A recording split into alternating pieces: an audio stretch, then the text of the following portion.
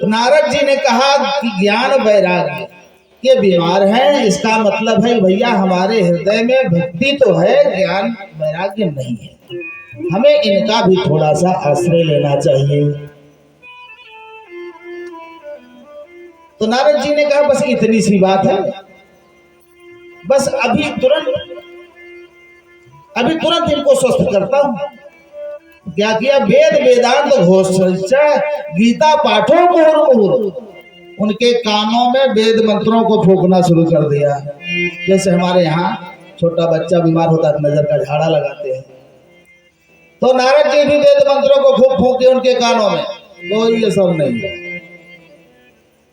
पुराणों को सुना दिया, शास्त्रों को सुना दिया, 1,00,000 मंत्र महाभारत के सुना दिए, कुछ नहीं। लेकिन कहते हैं कि गीता पाठो मुहुर्मुहुर, बार बार गीता के पाठ को सुनाया, और जब गीता का पाठ सुनाते तो थोड़ी सी चेतना आती फिर गिर जाते, थोड़ी सी चेतना आती फिर गिर जाते। नारद जी के माथे में पसीना आ गया कि अगर ये वेद के पाठ से स्वस्थ नहीं हो रहे हैं ज्ञान वैराग्य, हम वेद पढ़ करके आए, सारे वेदों के रहस्य को समझ जाएं, उसके बाद भी अगर हमारे भीतर वैराग्य नहीं आ रहा है, खूब पोथी पढ़े, काशी में चले गए, अयोध्या में चले गए, वृंदावन चले गए, खूब पढ़े महाराज, और वैराग्य नहीं आया, कुछ ज्ञान नहीं हो पाया। व्यवहार में लेंगे, कबीर दास जी के ऊपर पीएचडी करने वाले जब उनको विद्यालय में प्रोफेसर की नियुक्ति मिल जाती है तो करप्शन करने लगते हैं कि किस मद से कितना पैसा अर्जित कर ले। तो कैसी पीएचडी हुई कबीर दास जी के ऊपर? रामायण के ऊपर पीएचडी करेंगे और भाई से 1 फीट के लिए लाठी चलाएंगे, एक ऐसी पीएचडी है भाई, समझ के परे होती है। इससे अच्छा तो नारद जी ही ठीक कर रहे हैं कि वेद को सुना दिया, पीएचडी तो करा दिया, अब भी अगर स्वस्थ नहीं हो रहे तब क्या किया जाए?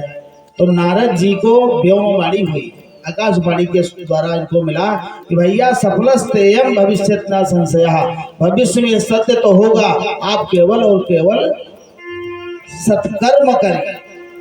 क्या करिए? सत्कर्म करिए, तब ज्ञान और वैराग्य स्वस्थ होंगे।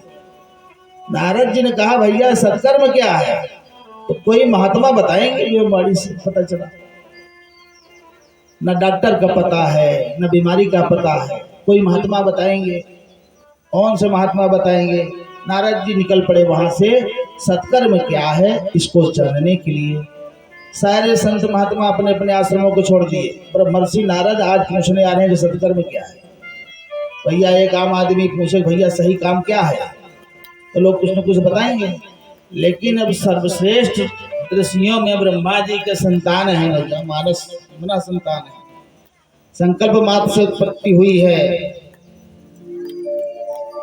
आज नारद जी किस लिए परेशान है? सत्संग नहीं मिल रहा, पूरी पृथ्वी पर सत्संग नहीं मिला उनको। ये क्या है? सत्कर्म क्या है? सत्संग क्या है?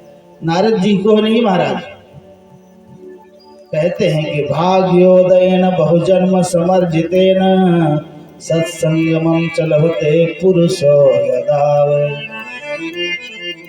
अज्ञान हेतु कृत मोह मदांधकार अपिधायत तदोदयेत ये कहा। बहुजन्म, जब जन्म जन्मांतर के भाग्योदय होते हैं तब सत्संग प्राप्त होता है। उसका परिणाम फिर क्या होता है? अज्ञान हेतु कृत मोह मदांधकार नाशम, अज्ञान के द्वारा उत्पन्न जो मोह मद अहंकार है महाराज, ये सब नष्ट हो जाता है और विवेक की प्राप्ति हो जाती है, ज्ञान की प्राप्ति हो जाती है।